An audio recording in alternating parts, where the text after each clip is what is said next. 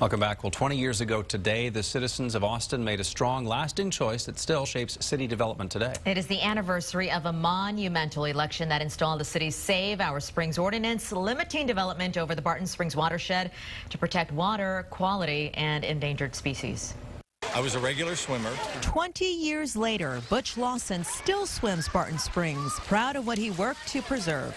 I started collecting signatures for SOS by standing in front of businesses in Austin, and people treated me like I was trying to convert them to my religion. And I was asking the wrong questions and stating the wrong facts, and finally I just started saying, "Do you love Barton Springs?"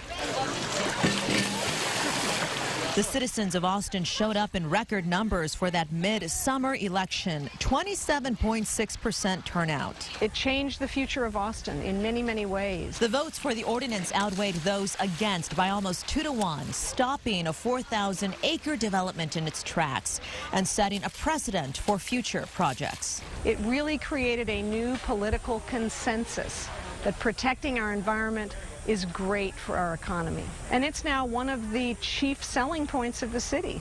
The Chamber of Commerce, the Real Estate Council, all the business leaders proudly tout our great green city.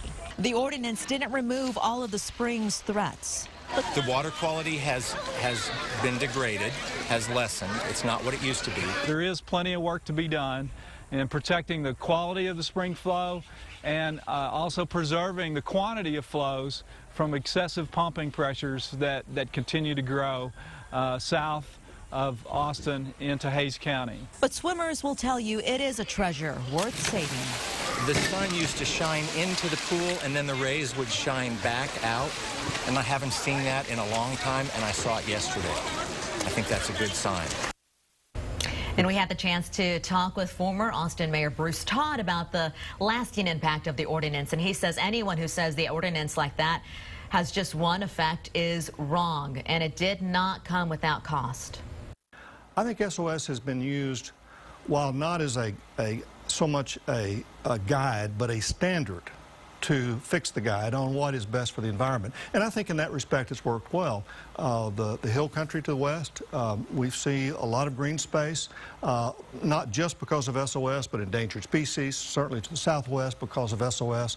But there has been that other issue of what has it done to those who could not afford to live in those areas. And it has probably pushed them out and contributed to urban sprawl.